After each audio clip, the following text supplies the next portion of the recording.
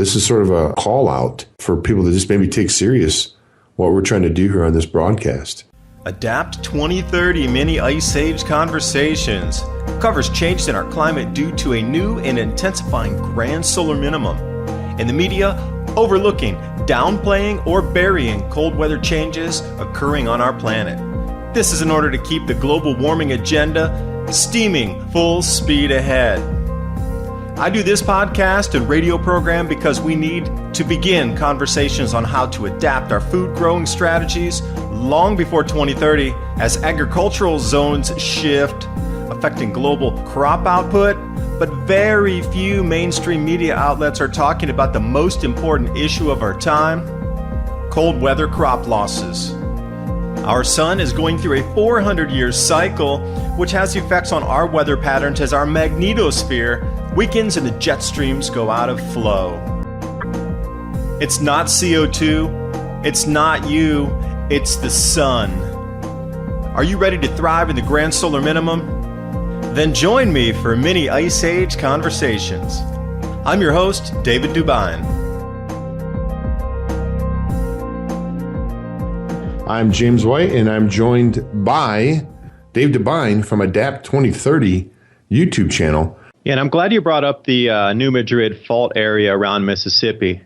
And if nobody that's listening has read Upheaval by John Casey, he goes into great detail what would happen in the first 48 hours after the ruptures of all. There would be no gasoline in New York City because all the pipes that come through. Like literally within 48 hours, there would be no fuel across the entire East Coast from Mississippi over because everything is pushed, natural gas, oil, the coal lines to get to the power plant. Unless it's in a regional area that has coal, nothing's moving. Even your electricity will shut off. No fuel, no electricity. But how prepared are you for that? I mean, it's warning signs in the same area that you would look if you're an observer to see a cycle repeating itself. Well, let's just take two of them, perhaps. All these microquakes and semi-large ones up to 3.0 that the USGS routinely tries to erase from their records because they don't want to show you an uptick and buildup, and that seismic area is starting to come alive again at a small level. You know, is a 3.0 earthquake a giant take down a building? No. But when they didn't have 3.0 earthquakes now and you're getting 10 a week, that's an uptick. Secondly, the Mississippi River in that area has gone bone dry almost to the point where they can only load barges to 1/3 the capacity to get those grain shipments down the river right now. Something broke, and I do feel that the water is seeping in down into the New Madrid fault. Somehow there was a fracture in that river. It's not specifically just in right where the zone is of the seismic fault area, but it extends further up as well. People cannot explain, after all the record flooding we've had this year, how this water just disappeared down into record low where they can't even run barges. They need to dredge. They can't get barge traffic through there. So the slowdown of getting the grain shipment out this year, nobody's talking about that either. I don't know why. But if you go on to YouTube, it's Mr. BBB333, I think is his channel. Hey, I'm sorry if I misquoted exactly what it was. He's done like 3 or 4 videos on this Mississippi low water level, and people send him images all the time. See, again, since he was the first one to bring this to the public's attention, everybody looked to him to be an expert. So now they're just continually giving him photos and updates on the situation. So he's become the repository for the information on this particular event. I want you as listeners to be the same exact conduit for your communities, trying to explain what the grand solar minimum is, what the effects on our weather are going to be, how it's going to affect crop production, and how it's going to have all these other knock-on effects of higher volcanism, higher food prices, and the introduction of cryptocurrencies to try to alleviate and get us an extra couple years before the pricing will actually hurt. The fingerprints all over this seismic zone in New Madrid is waking up again on a 200 or 400-year cycle. Nobody's paying attention except very, very few observant minds. And since I have been talking about our need moving forward in this new society that we're entering as our global grain production starts to be reduced in yield, your food prices are going to skyrocket. And I mean skyrocket, not just doubling or tripling, something like 5 or 10 times higher by 2020 at the very least. Trueleafmarket.com. I really want to talk about growing your own food, which will be a necessity moving forward.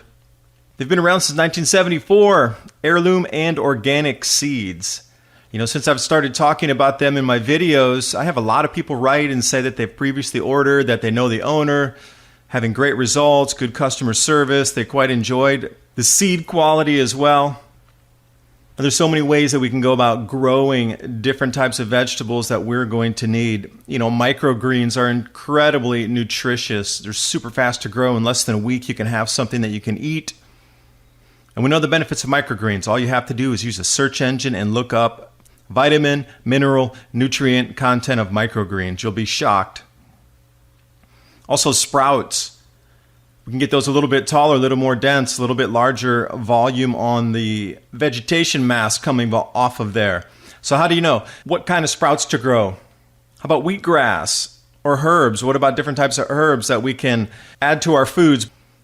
Now, what I just described to you, there's a full range of starter guides there at trueleafmarket.com for you to take a look at. Even if it's just for your own knowledge and you don't purchase something from them, at least get the information so you know how to grow microgreens, you know how to grow sprouts, you understand what some of the herbs are for. And not only that, they have wheatgrass and grain seeds. So I'm talking about grain growing regions going offline. We just need to look back in history and see where across the planet there was difficulty growing grains when this grand solar minimum intensified and the jet stream started wandering just like they're doing today, due to a decreased magnetosphere that does not hold our jet streams locked in their traditional flows. Grains are one thing, herb seeds are another, cover crops, something different, but whatever you do, organic seeds are going to be a necessity because you can save those seeds and then grow them the next season, which you unequivocally cannot do with GMO. Trueleafmarket.com. Use the link below and give yourself the organic and heirloom seeds. You talk about the story you mentioned earlier here. You talked about the Antarctic supervolcano is melting the ice caps from within.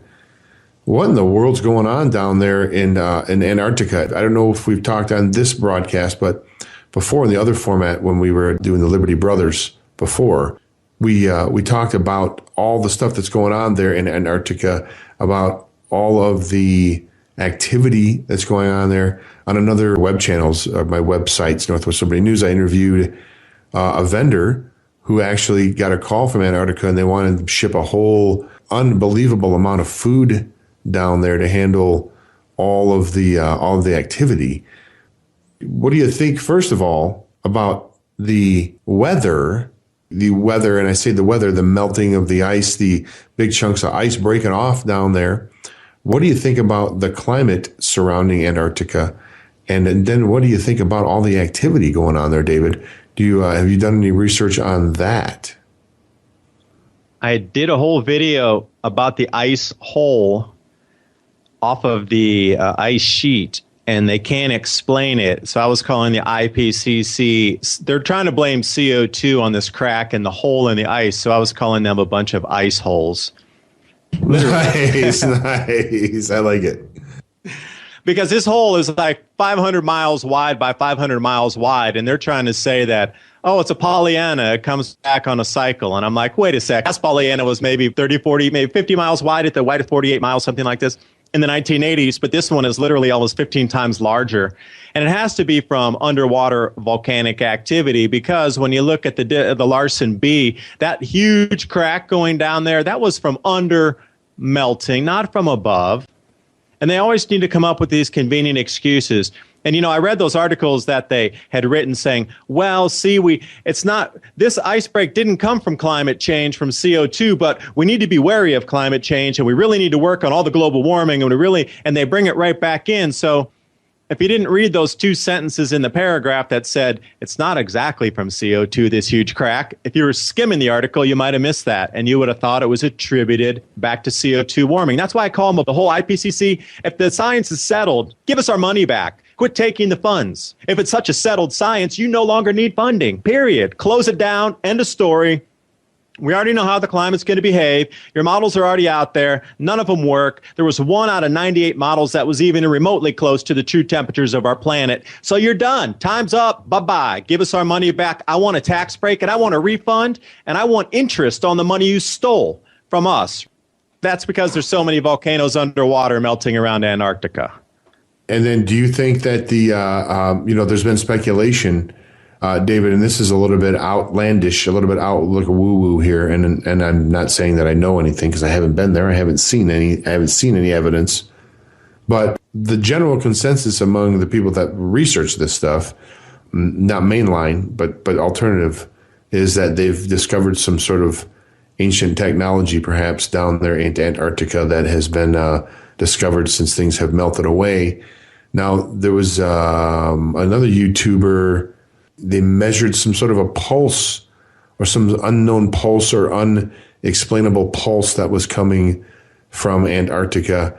And this was supposed to be apparently some of these ancient technologies that they found. Now, like I said, is it possible? Geez, these days, nothing surprises me anymore. But, I don't know if I'm ready to say yet that these are crazy ancient technologies. But, David, I'm just going to be curious to know. I know it's not really about the weather, but certainly a lot going on in Antarctica. Have you heard about this theory about the ancient technologies? And, you seem to be, for some reason, you cut out. Am I cutting out on your end? Do you hear me cutting out? Yeah, occasionally. But it's interesting the points we're talking about when we cut out. That's what I find most interesting. Yeah, right on, huh?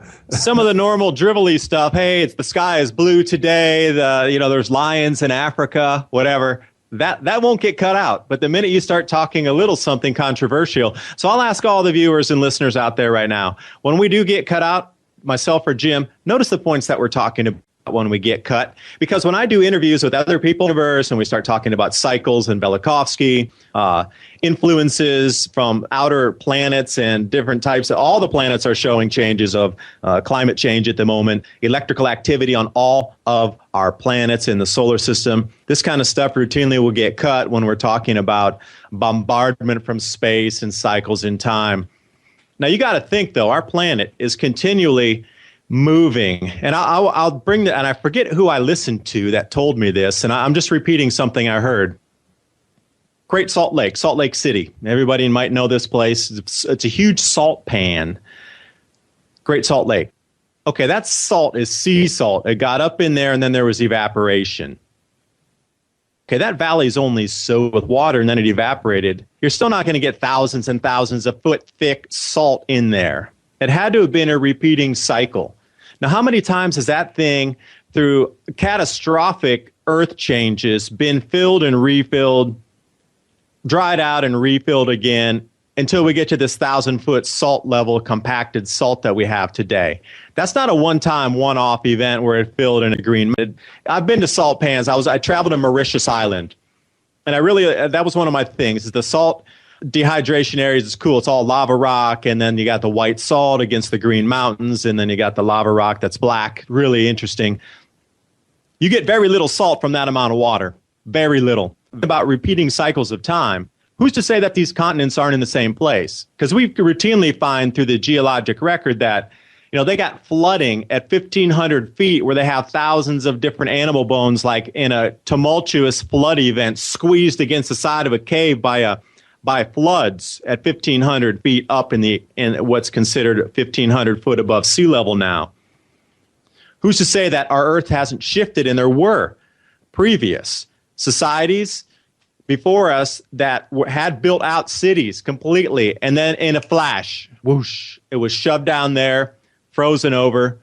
How many people do you know? It's illegal for you to fly over the North Pole. You'll be shot down.